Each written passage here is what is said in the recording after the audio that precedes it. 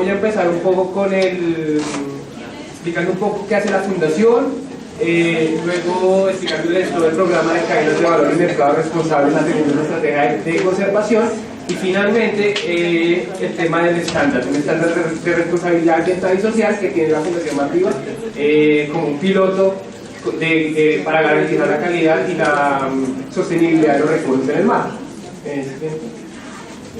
Bueno, la Fundación Malviva pues, es una ONG de carácter regional. Trabajamos en Costa Rica, Panamá y Colombia. Pues estas son como nuestras zonas de acción. En Costa Rica pues el Golfo de Nicoya, el Golfo Pacífico Sur reconocido en Costa Rica, el Gran Golfo de Chiriquí en Panamá, y en Colombia en el Pacífico Norte Chocuán. Como en las presentaciones anteriores, como la doctora María Lucía de la Pava, hemos trabajado en la zona exclusiva de pesca artesanal acá en el Chocó, en la parte de los municipios de Jurado y Vallasolano, y en el DRMI, Golfo de Silva, Cabo Corrientes, en la zona de Nuquico. Actualmente la fundación se está expandiendo hacia el Bajo Auto, acá en la zona de Pizarro, con la intención de crear un área marina protegida en esa zona.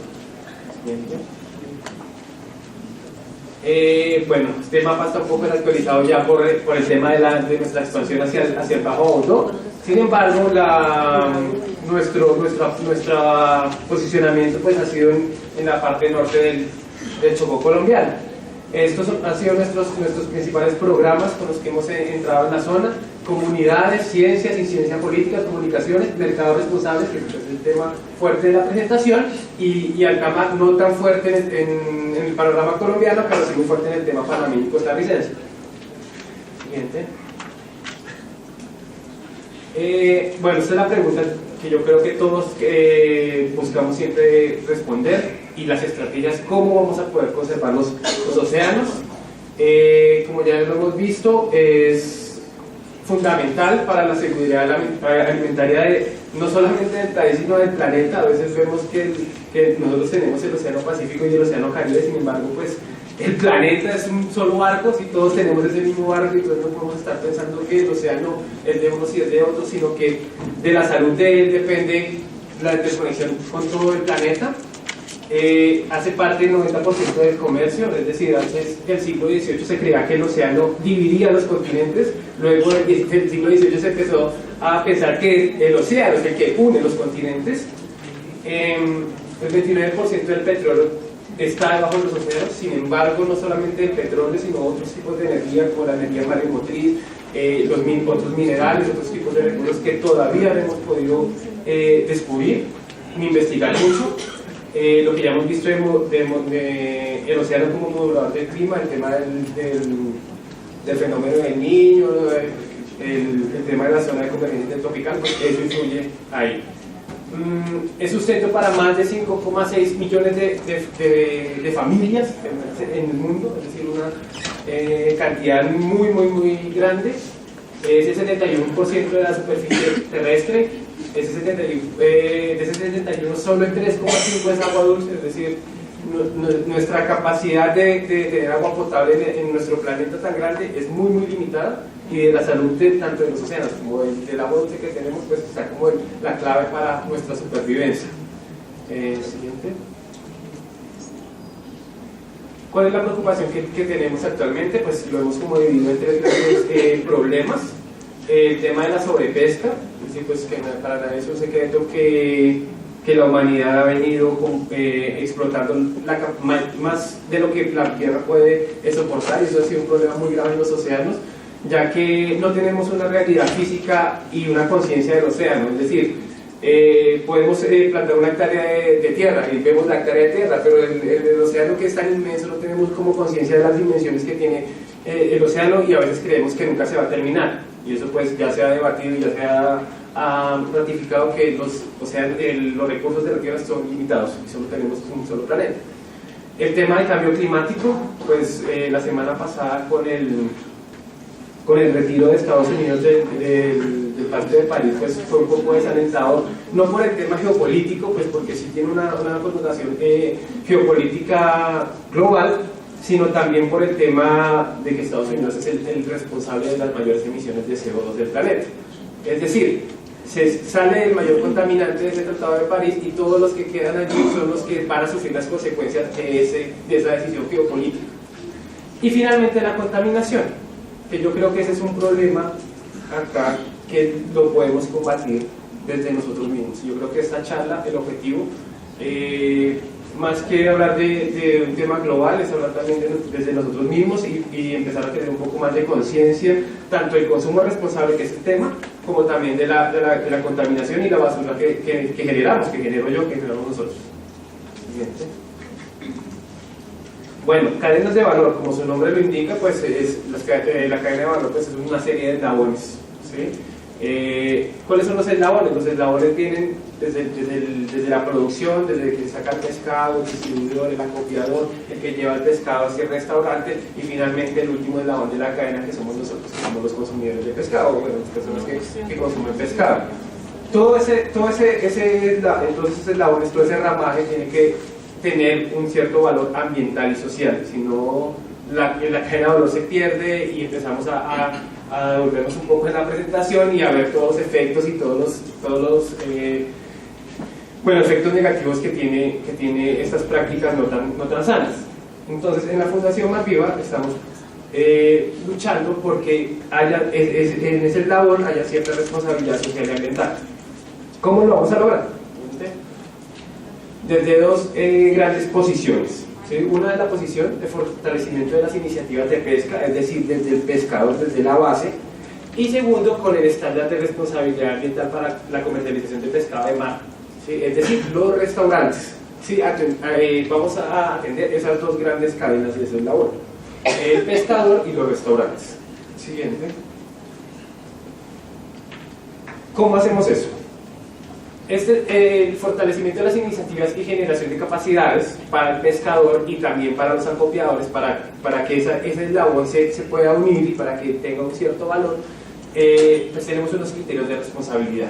Básicamente le estamos exigiendo a los pescadores que tengan también un cierto margen de responsabilidad ambiental y social tanto en la captura como en la distribución como en el acopio del pescado. Y en la gestión de la demanda, pues también tiene que haber una cierta responsabilidad ambiental con la conservación de los recursos, con sus procesos internos, con la responsabilidad social y con la sensibilización al consumidor. Yo creo que los periodistas o como personas del común, nosotros somos multiplicadores de la información. Sin embargo, nosotros no podemos multiplicar la información si no somos conscientes de esa información y no la tenemos interiorizada hacia nuestras prácticas. ¿Sí? Ese es un paso que todos debemos tener, incluido yo, porque obviamente como consumidor que soy de todo, de mercancías, de pescado, de todo, a veces no he sido muy responsable, pero yo creo que para poder multiplicar esto tenemos que ser muy conscientes de lo que nosotros consumimos y cómo lo consumimos. Yo creo que ese es el objetivo de esta charla, que todos acá salgamos con un poquito más de una óptica un poco más responsable acerca de lo que consumimos, en este caso de pescado. Siguiente. Bueno, como les venía contando, el fortalecimiento al pescador. Estas son tres iniciativas que tenemos en la zona del Pacífico Norte. Redefrío es una pequeña, pero ya es una gran empresa. Era una pequeña empresa, pero ya es una gran empresa en Valle Solano. Fishmare era también una muy pequeña empresa, ahora también ya es un monstruo de empresa en Nuquí. Y la Merluza, que siempre ha sido una gran empresa, la verdad siempre ha sido una gran empresa en Valle Solano. Estos son 4 periodos, cada periodo pues es de un año, y ahí vemos cómo el porcentaje de volumen de producción por la cadena de valor, es decir, con esos estándares de responsabilidad y esos criterios de pesca responsable, que ya los veremos un poco más adelante, se están sacando en porcentajes que no son nada especiales respecto a lo que ellos sacan. ¿Listo? Sí. Esto, bueno, son la comparación entre estas tres iniciativas, entre el Redefrío de Valle Solano, Fishmare de Nuquí y la Merluza también de Valle Solano. Vemos, por ejemplo, acá que esto tiene que estar también asociado con los incentivos al pescador. Es decir, yo le puedo exigir responsabilidad al pescador, pero en la medida que yo también le doy unos incentivos para que él lo haga. ¿Sí?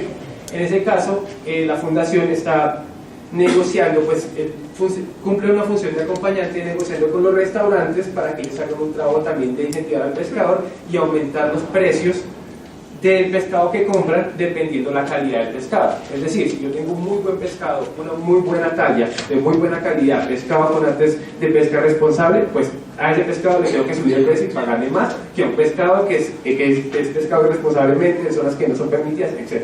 ¿Sí? Entonces, esto es un proceso muy lento, ¿sí? No es un proceso que se viene dando, que se va a dar inmediato y los resultados se van a dar inmediatos, sino son procesos de larga data. Y más con el tema de los precios, que son tan sensibles en el campo económico. Entonces, esto es un proceso un poco más demorado, pero pues ahí se está trabajando en eso. Esta pues es la experiencia ya del eslabón total de la cadena de valor. El Mar Viva, como reitero, no es un intermediador, no funciona como un agente político ni como un agente económico, sino simplemente como acompañante y como concientizador, es como la palabra que yo utilizo. ¿Sí? Esta cadena de valor está compuesta por el eslabón de los pescadores de la cepa, ¿sí? De la zona exclusiva de pesca artesanal, Red Frío, que es la empresa de Bahía Solano, que es una muy buena empresa, y WOC, pues los restaurantes WOC, como reiteraba la doctora Marta Lucía, sobre este gran emporio de restaurantes y cadenas de restaurantes de WOC, que ya está implementando, por ejemplo, nuestro estándar de responsabilidad comercial y está unido a una cadena de valor con los pescadores del Chocó. Siguiente. Estos son algunos indicadores que muestran como el desempeño que ha tenido esta iniciativa. Pues de acá podemos ver las ventas por pescador anuales, que no son nada despreciables. El aumento del precio, lo que les contaba, que aumentó del 23 al 53% el precio del pescado de manera responsable. Donaciones para empresas, es decir, ahorita está muy en boga mundial las donaciones para iniciativas ambientales, y más si esto trae beneficios sociales, es decir, hay un crecimiento económico de las comunidades, y no solamente a veces las donaciones están mucho más enriquecidas con un componente social y económico. El 35 de pescadores retornan a actividades legales, pues para nadie es un secreto que a veces la pesca o bueno, las actividades se pueden ver involucradas con unos sectores no tan atractivos, pero ya cuando hay un incentivo por un mayor precio, por una pesca responsable, pues el pescador deja a un lado esas actividades no tan legales, o bueno, no legales, para incluirse en una cadena de valor, ya que tienen un mejor precio. Aumento de los flujos comerciales, pues esto ya dinamiza un poco más la economía, no solamente de lo local, sino también de lo nacional, es decir, los vuelos nacionales de Chocó a Bogotá, pues ya hay una mayor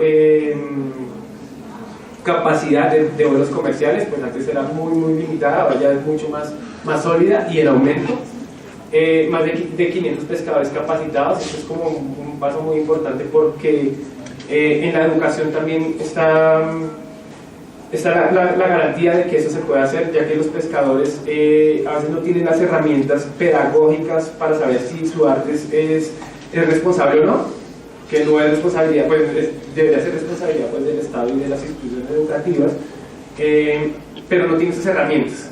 Entonces también dotar esas herramientas de que conozcan esa realidad de la responsabilidad, y que el océano es tan grande y que los recursos se tienen que manejar de manera responsable, pues es muy importante. Tacamigo, pues el 20% en número de puntos de venta, pues también la empresa ha ganado mucho más credibilidad y mucho más envergadura. Eso es muy importante, y pues continuidad de Mar Viva más de 10 años en este proceso, es decir, esto pues viene de paso en paso. Sí, pero ahí vamos. Siguiente. Esta es otra cadena de valor que tenemos actualmente, que es Fishmare y La Merluza, con el grupo Takami, pues, que es muy reconocido acá en Bogotá, pues como restaurantes como 80 Sillas, Osaki, Central Cevichería, que son pues restaurantes muy reconocidos y que están actualmente entrando en una cadena de valor.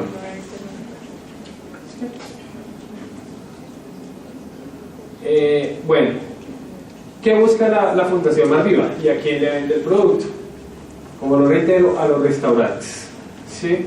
O a los supermercados distribuidores, ¿sí? Sin embargo, a veces la acogida de este tema no es tan fácil y requiere un trabajo mucho mayor en sensibilización al consumidor, pero también a los supermercados, distribuidores y restaurantes, porque a veces el circuito económico está muy ligado al precio, y si yo tengo un precio mucho más barato, pues porque voy a conseguir un pescado más caro, no me importa la responsabilidad. ¿Sí? Sí.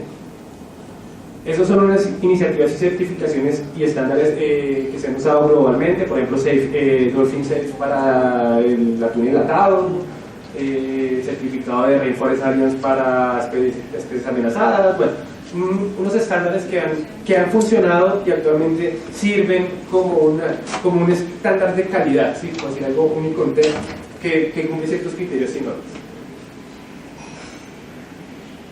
Y la Fundación está promoviendo uno de ellos, que es el estándar de responsabilidad ambiental para la conservación del pescado de mar. Y tiene unos criterios y unos principios, que son los que voy a nombrar acá muy rápidamente. Bueno, esto es como las fuentes que tenemos y la importancia que tienen esos estándares, que eso lo podemos ampliar un poco más, ya estoy un poco corto de tiempo, digamos, para que podamos ver los principios y los criterios. Bueno, este es el papel que el papel de Mar Viva, que es el encargado de formular los principios y criterios, el acompañamiento técnico, una auditoría y pues capacitar a las personas, tanto los pescadores como los restaurantes. ¿Sí? Este es el proceso del estándar. ¿Sí? Acá vemos que hay un interés tanto de los pescadores como un interés de los restaurantes. Sin ese interés pues toda la cadena se caería, pues hay una confidencialidad ya que pues es un tema también empresarial, ¿sí? Y también del pescador, que tampoco le conviene mucho que sepamos, o sea, que sepan sus ingresos, etcétera. Un diagnóstico del estado tanto de la pesquería como del restaurante en el tema de pesca, un plan de trabajo, un acuerdo, la implementación, la auditoría y la certificación, que básicamente es como un sello que le damos al restaurante. Esos son los 4 principios del estándar. Yo creo que esto es muy importante y que creo que es como el punto al que quiero llegar, y es que eso es lo que debemos seguir para tener este estándar, ¿sí? No solamente para hacer este estándar, sino también para nuestras empresas, también para nosotros como consumidores. Primero, la conservación de las especies de pescado de mar. Este es uno de los más importantes porque es proteger nuestra biodiversidad y también la sostenibilidad futuro. El segundo, procesos internos responsables, pero ya tiene que ver un poco más con la administración y los procesos que tienen que tener los restaurantes. Sensibilización al consumidor, pues lo que estoy haciendo un poco acá. Y tercero, la responsabilidad social que tienen las empresas al tener el estándar. Bien. Esos son pues los niveles de cumplimiento del estándar. Pues hay si un restaurante, una iniciativa cumple todos los criterios a cabalidad, pues tiene un estándar a oro. Si los va cumpliendo y ya los va a cumplir, pues es un estándar plata, ¿sí? Como un segundo lugar, pero que tiene que apuntar este estándar plata al estándar oro. Siguiente. Esos son los criterios que maneja el estándar. El primero es la identificación de las especies que se comercializan, es decir, que estoy comercializando, que es lo que estoy vendiendo, ¿sí? Cuando llego al restaurante y me ofrecen pargo, pues que sea pargo y no basa o pangazos, ¿sí? Sino que sea lo que es. Segundo, la talla de primera madurez de las especies, es decir, si la especie está muy pequeña, pues no se ha reproducido, y si la saco del mar, pues no hay una sostenibilidad de esa especie, entonces la estoy acabando. Tercero, la zona de captura de las especies. Hay unas zonas, por ejemplo, la zona exclusiva de pesca artesanal, que solo se puede pescar artesanalmente, no se puede pescar industrialmente. Si yo tengo un pescado que salió industrialmente de esa zona, pues estoy cometiendo una falta del estándar, y también hay criterios de sostenibilidad y arreglos también de ley. El estado de amenazas de las especies. Sí, hay unas especies que están amenazadas, ¿sí? En Colombia hay muchísimas especies en el mar amenazadas, especies de tiburones, el mero, especies de tortugas, etcétera, que están amenazadas. Es muy importante tenerlas en el radar para no consumirlas, sino promover su consumo.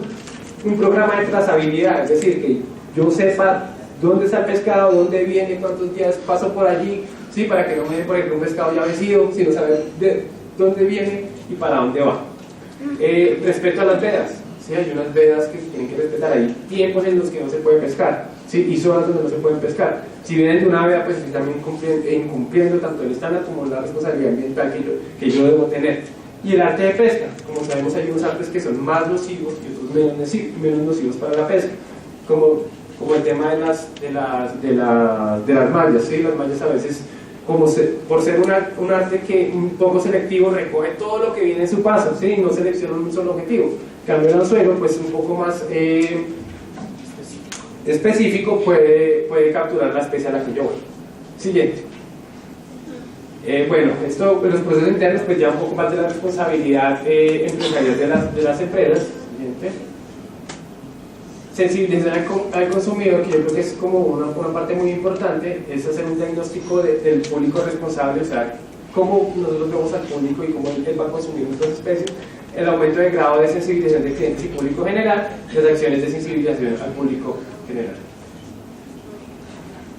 Bueno, la responsabilidad social que la empresa debe tener, pues existencia de acuerdos comerciales con pescadores artesanales, que exista un acuerdo, un pacto tanto comercial, pero también como social y ambiental. Y el apoyo al fortalecimiento, ¿sí? No solamente verlo como un simple proveedor del pescado responsable, sino también ayudar a fortalecerlo en su actividad. Esos son los aliados que nosotros tenemos en Colombia, pues está WOC, Takami, Pesqueria, en Panamá está en Costa Rica Automercado y una cadena de restaurantes en Panamá. Sí. Y este es como nuestro gran logro, y este es como ya el cierre, y es el certificado que tiene ahorita WOC en estándar plata, que con una evaluación de 37,5 toneladas de pescado, donde se exigió el cumplimiento de esos estándares que acabé de mencionar, y donde WOC pues está pasando la tarea, aunque pues siempre hay un trabajo por mejorar tanto de WOC como de los pescadores, como también de Marviva, que está en constante crecimiento y apoyo. Y básicamente estos son pues los criterios que yo quisiera pues dejarles a ustedes, que los tengan como en la cabeza, y que reflexionen acerca de su consumo de pescado de mar, y también que sirvan como replicadores pues de esta iniciativa, que pues al modo parecer de la fundación pues contribuya a subsanar esos dos temas, el tema económico con el tema ambiental. Eso es todo. Gracias.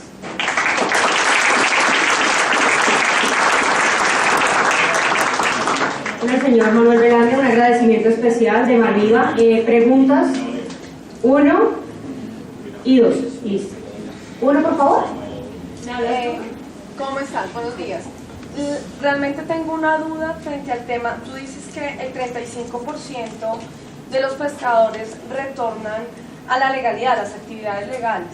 Me gustaría saber, en primera instancia, bajo qué estándar ustedes miden la cantidad de personas que están en actividades no legales, y si las tienen, cuántas son y dónde están. ¿Por qué? Porque veo que ustedes trabajan en departamentos donde hay una alta influencia de grupos armados organizados, y me gusta, como ELN, como Clan del Golfo, decían ustedes que trabajaban en el Alto y Bajo Hondo.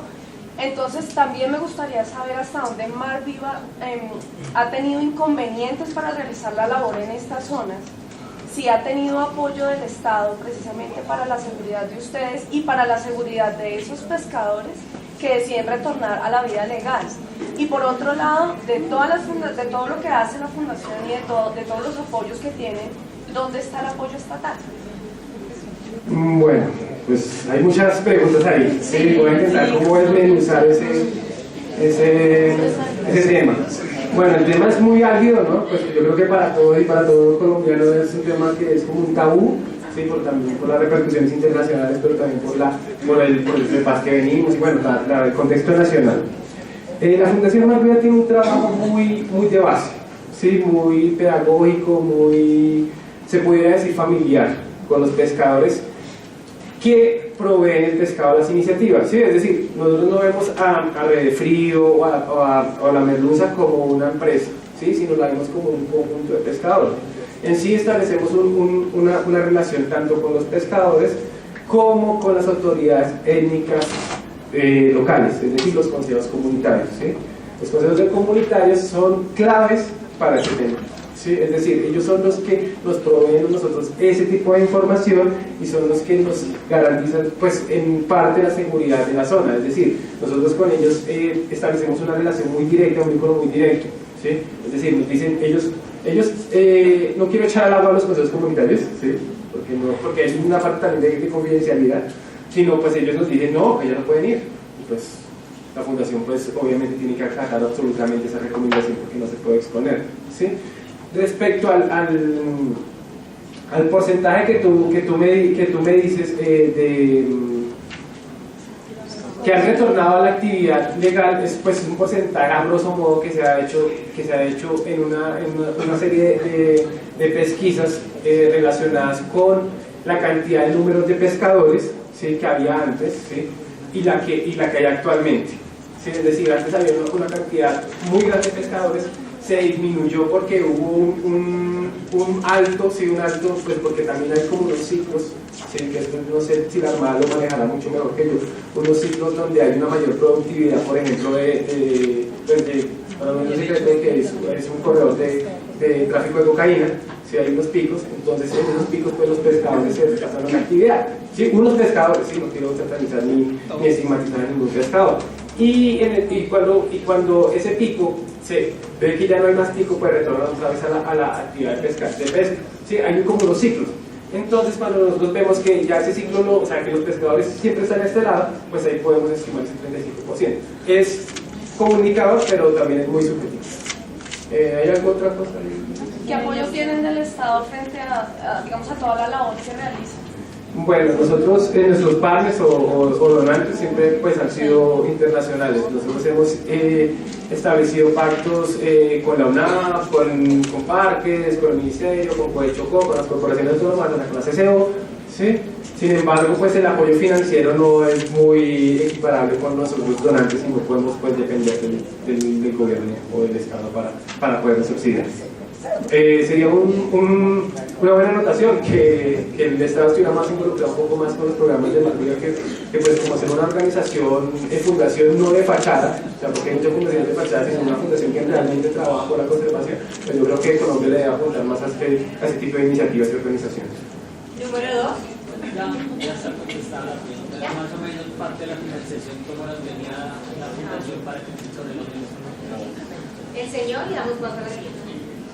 ¿Qué le falta a UOC para obtener la medalla de oro? Bueno,